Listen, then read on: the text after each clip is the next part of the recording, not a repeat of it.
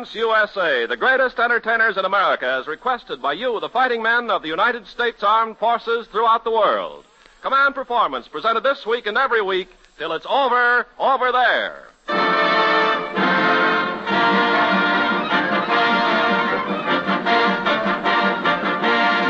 Okay there, man, it's another big party night in your house of Command Performance. So all you men and women throughout the United Nations, gather around that international fireplace because we're really cooking with high octane tonight, answering those commands to Command Performance, care of Armed Forces Radio, Los Angeles, USA. In our gambling room, there's a special roulette table where the stars that you bet on to answer your letters come out and shoot the works on those two winning colors, blue and khaki. And here's the dealer for tonight, the lovely girl who'll call out the lucky APO and FPO numbers. By order of the AEF, your commanding officer of this Command Performance, Ida Lupino.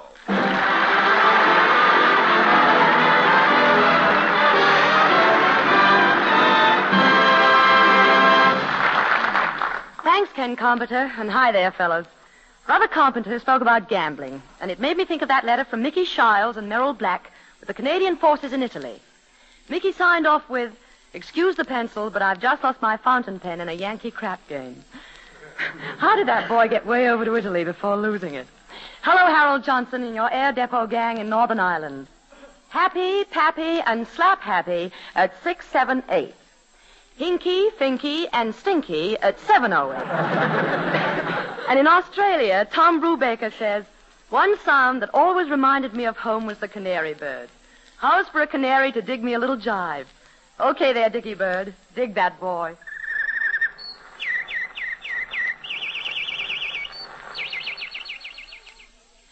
But I guess all of you go for another kind of songbird. For according to your letters, you'll take plenty of a little southern belle who's rung the bell in radio, Connie Haynes, and that special treatment she gives to one of your biggest favorites don't get around much anymore. Spread it around there, Connie.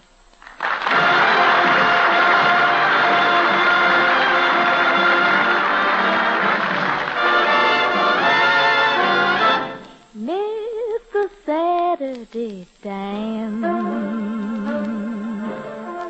Heard they crowded the floor. Couldn't bear it without you. Don't get around much anymore. Thought I'd visit the club. I got as far as the door. They'd have asked me about you. Don't get around much anymore.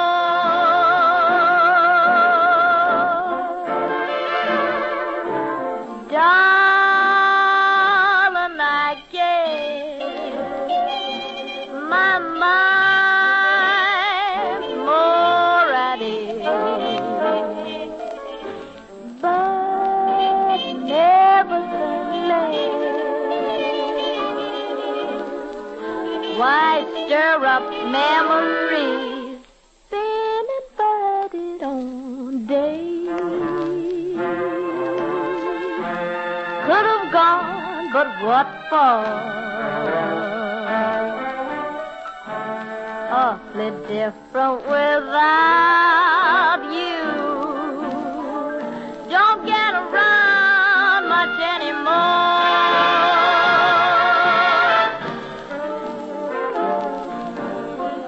Don't give me those days. I could have gone, but what for? Awfully different without you, baby. Sitting here in my solitude, getting in that lonesome mood. Don't get around me anymore.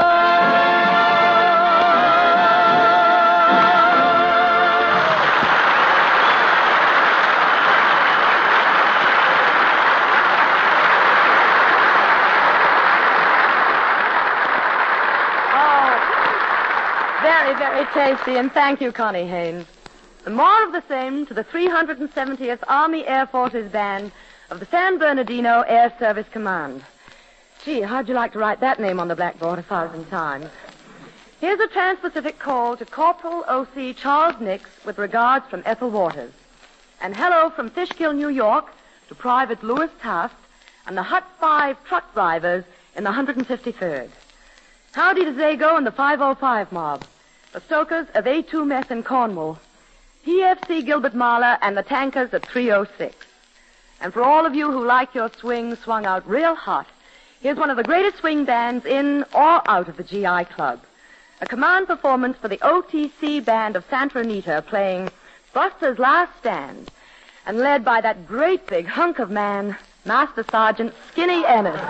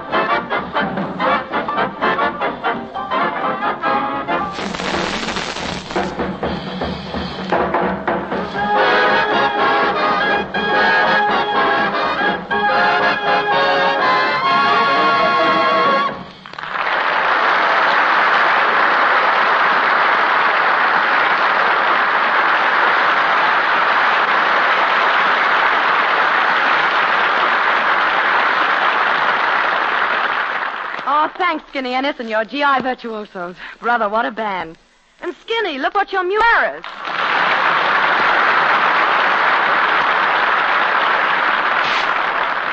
Hiya, fellas, and thank you. Hello, Ida. Say, who's that hat rack standing there in the OD suit? Hat rack? Why, Phil, that's Skinny Ennis. No kidding. Well, shut my mouth and notice the improvement. Hiya, boy. Have some skin. My, if ain't old Liver Lips Harris. The Rumble Seat Commando. Skinny, I'm going to tell you, it's great to see you, boy. I haven't seen you since you've been in uniform. I mean, you're looking fine. Oh, that's the Army life, Phil. It does something for a man. Didn't do bad for you, either. But, Skin, you remember the last time I saw you, you told me that you were on your way down to the blood bank. That's right, Phil. He asked me for a pint of blood. Asked you for a pint, huh? Well, did you give it to him? I gave him all I had, and I owe you for the rest. Hey, but look, getting back to the more important talk, Skinny, did you get a load of that Ida Lupino? That's quite a dish there, ain't it, Pops? You like that, huh? Well, brother, if you don't like that, you don't like that home cooking, you know.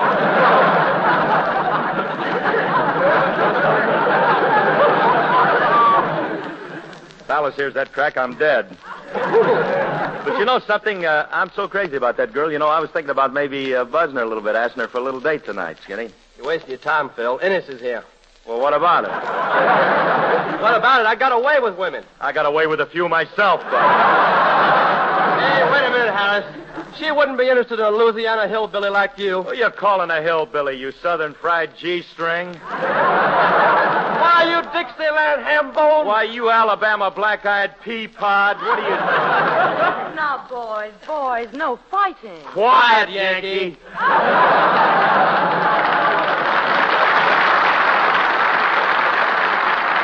Well, that's the South for you. Why don't you all tell us about it, Colonel Harris?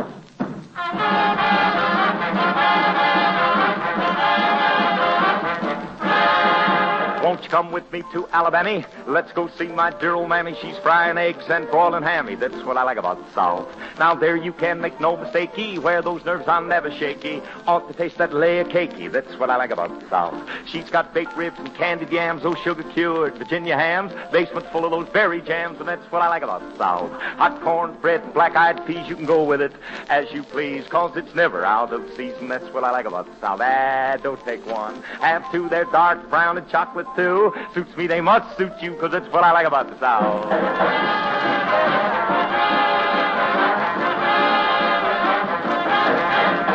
It's the way down where the cane grows tall, down where they say you all walk on in with that southern drawl, 'cause it's what I like about the South.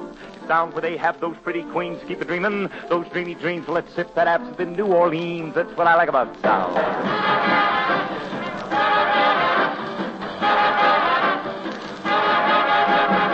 Come old Bob with all the news, got the box-back coat and the button shoes, but he's all caught up with his union dues, and that's what I like about the South.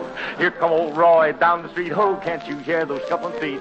He would rather sleep and eat, and that's what I like about the South.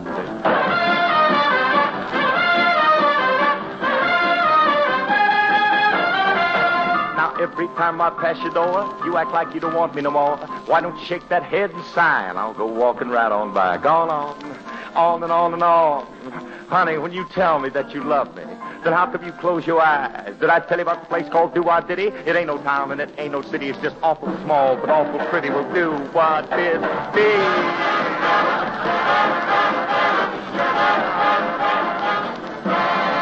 Well, I didn't come here to criticize. I'm not here to sympathize. But don't tell me those no-good lies, 'cause lying gal, I do despise. You love me like I love you, send me 50. PDQ, rose red and violet pink. I'm gonna get my 50, I don't say.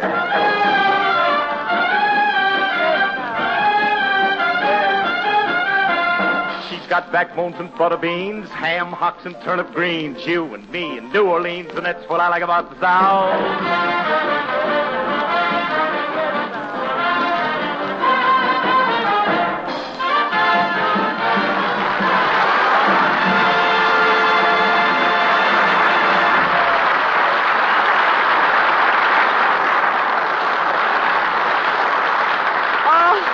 Thank you, Phil Harris.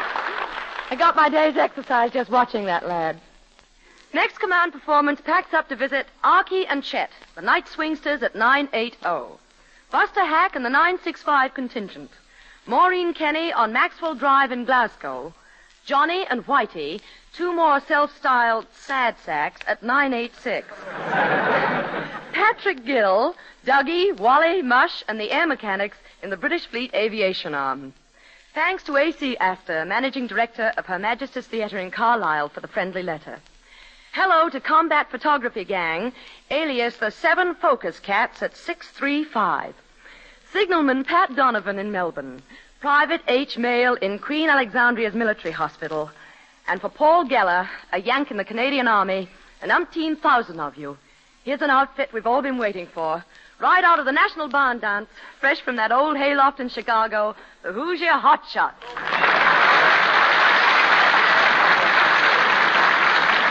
Are you ready, Hissy? Oh, I can't wait. Okay, let's go.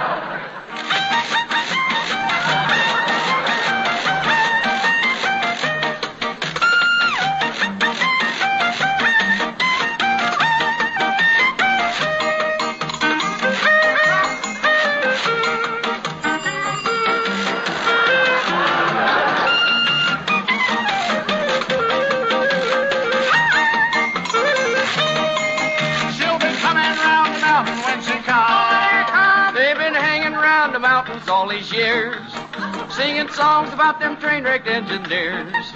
They've invaded all the cities with their pretty corn-fed ditties, and they got the population all in tears. Oh, they came to town from them thar hills. Now they're flashing dollar bills. Them hillbillies are Mountain Williams now. They shuck their boots and overalls and even dropped their high-yalls. Them hillbillies are Mountain Williams now. Yeah, man. They left down home. For a microphone. They're making dough. On the radio.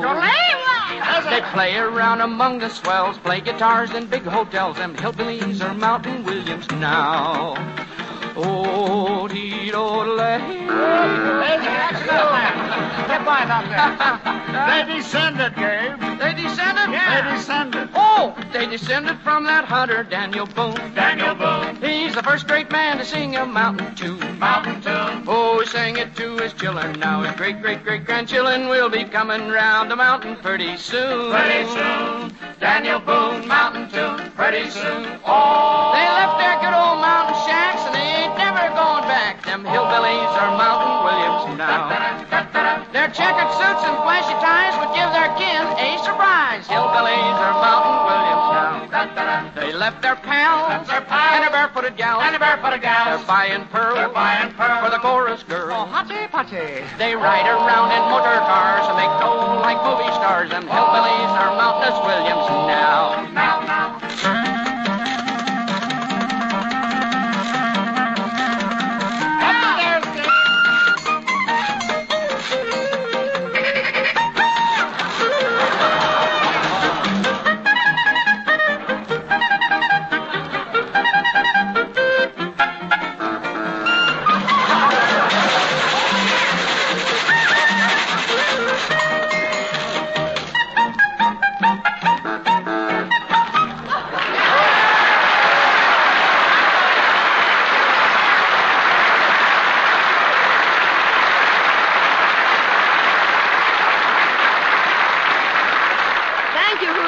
Shots. And love from home to Sarge, Matt Burke, and the Fortress Gunners at 624. E.W. Jackson and the whole gang on the Persian Gulf. Lieutenant John Roberts and pals at 464. Tarpley and the Field Artillery at 33. Hangover Hanson at 24. And the mob at 937 who go under the collective aliases of Slewfoot, Kosher Dill, Avocado, Salami, Gin Fizz, and Melonhead. In your honor, it's another command performance for a coast-to-coast radio comedian who has caught your fancy. That fancy guy with the close-cropped curls, Garry Moore.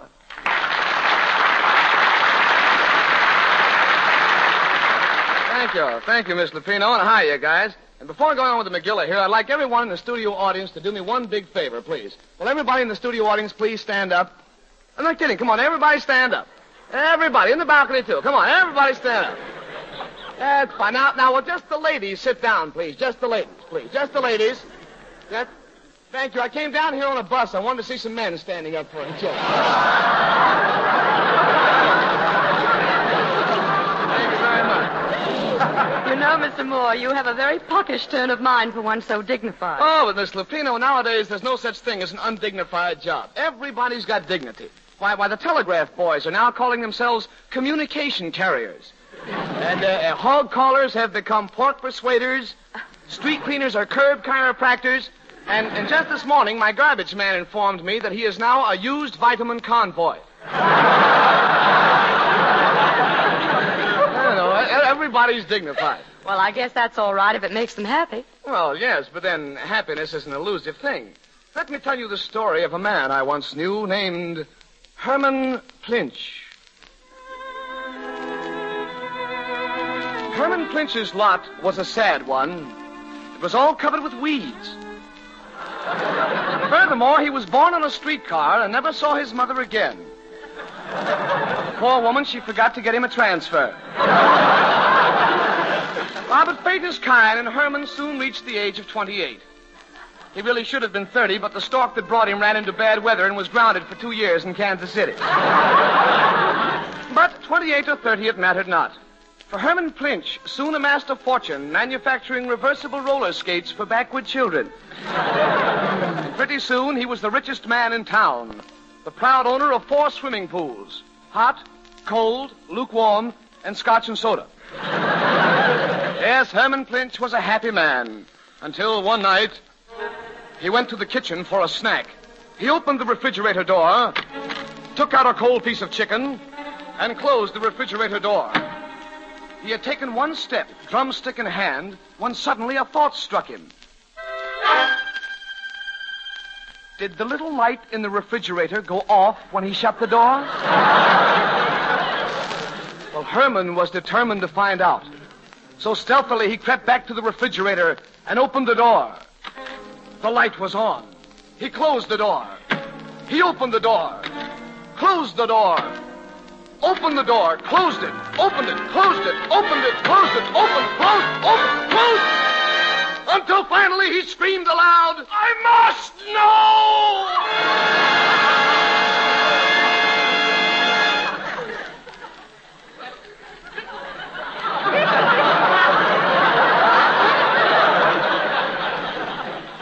There was no sleeping for Herman Plinch that night. He paced up and down, to and fro, fro and to, and finally the solution struck him. It struck him hard. No! Suddenly, everything seemed clear to Herman Plinch. He would creep inside the refrigerator, close the door, and see for himself. And with a fanatic gleam in his eye, he opened the door again. But it was no use. It was only a 200 cubic inch refrigerator, and Plinch was a 900 cubic inch man. He squeezed and he squoze and he squoze and he squeezed, and the whole thing seemed impossible. But did Herman Plinch give up? Did he give up? Did he give up? Did he give up? Yes, he did.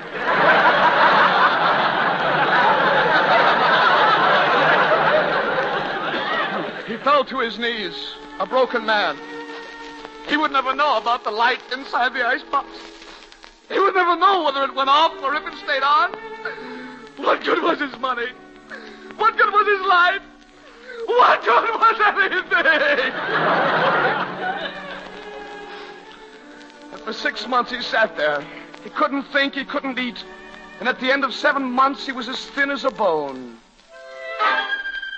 As thin as a bone, the very thing.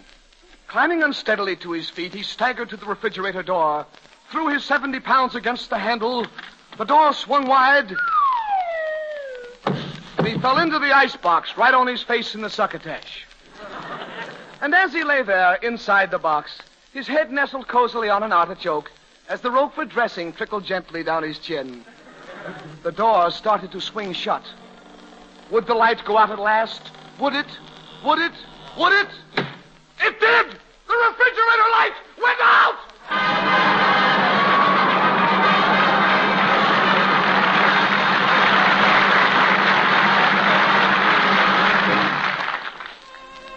And so we say farewell to Herman Plinch, as he lies there in his refrigerator, smiling quietly. Frozen stiff, of course, but still smiling. And the moral of our story is, the next time you're invited out for dinner and your hostess says, "Try some of this dessert, it'll melt in your mouth," don't. It might be Herman Plinch.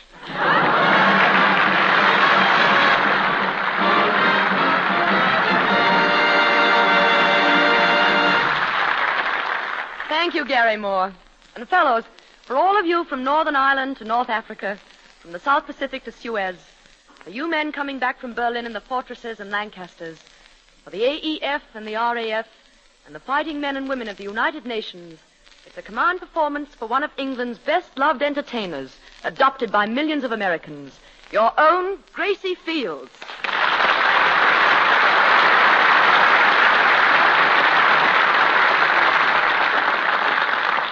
Thank you, Ida Lupino, and hello, boys. I wish you and I could be sweating out this command performance face to face. And mind you, that day will come, and it's going to come the sooner because of men who write letters like this one. It's from a gang in Standon Hall at the Orthopedic Hospital, North Ulishall Staffs, and they say, "We're British boys and terribly isolated. Our only amusement is the radio, and our favorite program, Command Performance. We have met quite a few American servicemen, and wherever they may be, in any corner of the globe, we send our sincere best wishes." That from the British to the Americans, and here, for every last one of you, is a little ditty you've all asked for. Turn Herbert's face to the wall.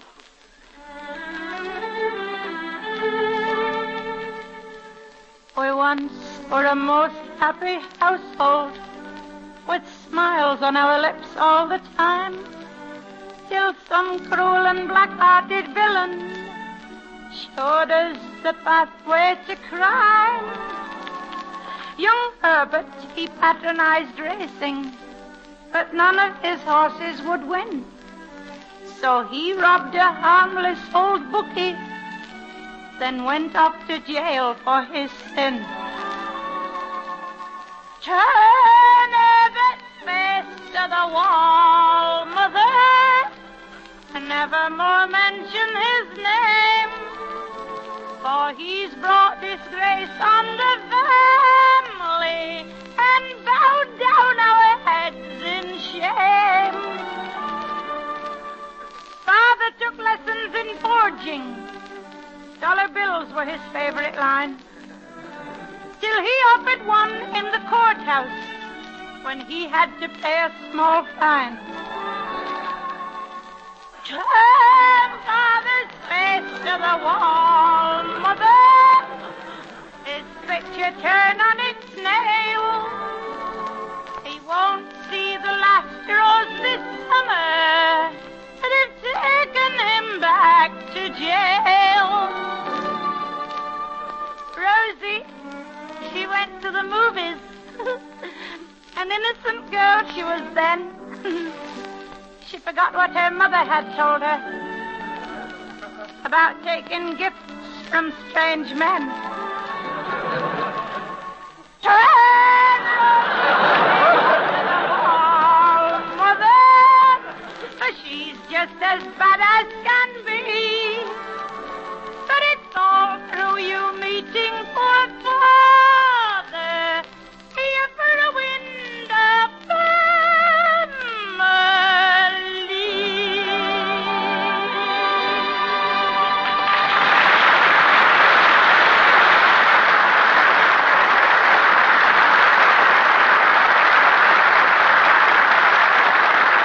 Thanks a lot, Gracie. Make it another command performance soon. That about drains the last drop of spirit of command performance out of the old jug. And our chaperone, Old Father Time, says, time's a-wasting, so break it up. The old boy must have your ear, too. For time's a-wasting for Hitler. And you're breaking up the Axis for good. And say, fellas, speaking of Hitler, you know that he used to be a paper hanger. So if you bump into that guy, give him a little paste for Uncle Sam.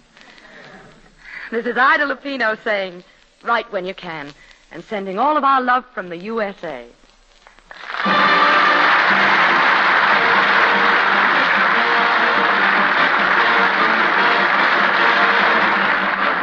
And this is Ken Carpenter saying send your requests to your own show, Command Performance, care of Armed Forces Radio in Los Angeles, USA. Command Performance is arranged in cooperation with the Hollywood Victory Committee to entertain the fighting men and women of the United Nations. This program was produced by the Armed Forces Radio Service.